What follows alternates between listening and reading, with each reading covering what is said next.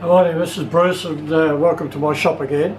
We're continuing on with this pallet or palette. I can stand corrected on that one. Quinn Barry called it a palette rather than a pallet. Whatever.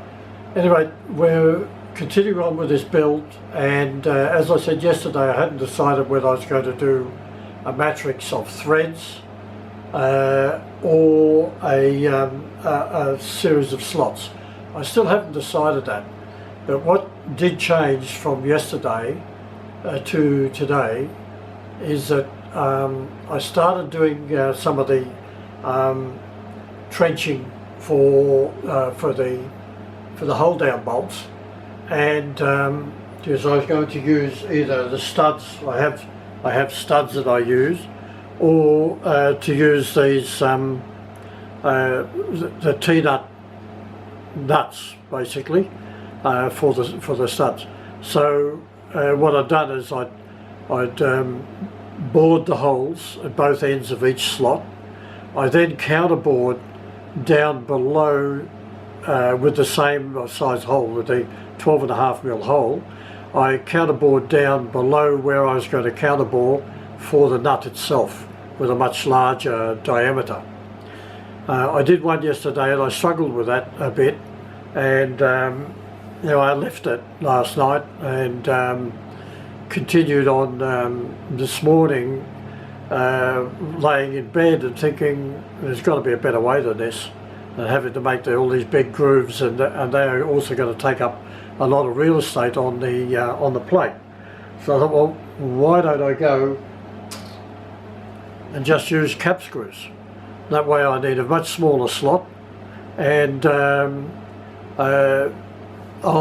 it'll save me a lot of time and effort in making these slots, and it'll leave me more real estate available for the pallet work itself. So consequent to that, I did just that. I'll bring it a bit closer here. Maybe I will lift her a fraction. Just bear with me.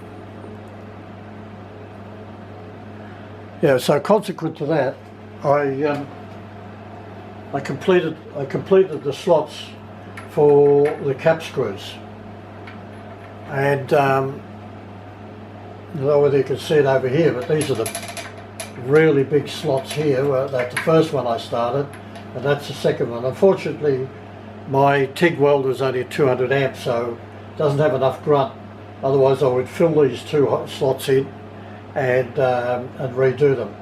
But it's only mine. It's not a customer's or anything else. So I'm just going to live with what I've done here, and so I've now produced the plate throughout with all the slots that I wanted, so that they can fit any of the table slots for the 3 mills. I've now drilled, and I'm tapping 2 holes here, which are going to be a couple of screws for locating in the groove. So what I've got is I've got a 20mm cap screw machined down to 16, and the grooves in the mills, I'll drop it down a bit more here. The grooves in the mills vary, and so there's a slight difference between them, but this will fit all 3. And my plan is to use those 2 just for locating the plate bang on level. So if it's a bit sloppy, I'll just be pushing the palette across to fully, so there's full rejection, and locking it down in place then. Now what I'm also doing is, just get it up there a bit more, and getting it up a bit more, where am I? Down here. Getting it up a bit more reminds me of a guy up in the north who has a crane system, mobile cranes and trucks and so forth, and his motto is, if you can't get it up, we'll get it up for you. So that's just on that side of it. So I've tapped this one and I'm going to tap the other one. I'm going to counterbore this a bit so that it'll go in deeper. And the reason for that is that if for some reason I want to put these on parallels for a job, this will be able to screw down deeper and still engage in the slot for locating. So we're going to power tap the next one, and we'll see if we can get it a bit closer here on that power tapping. Just lift her up a bit more. Hopefully I won't frighten you too much. We're going to whiz the table over and do that power tap.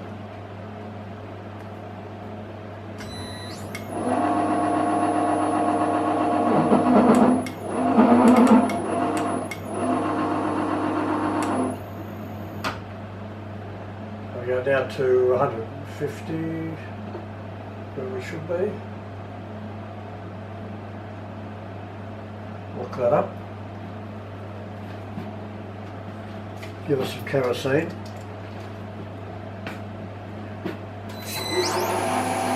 We're running at about 160 RPM.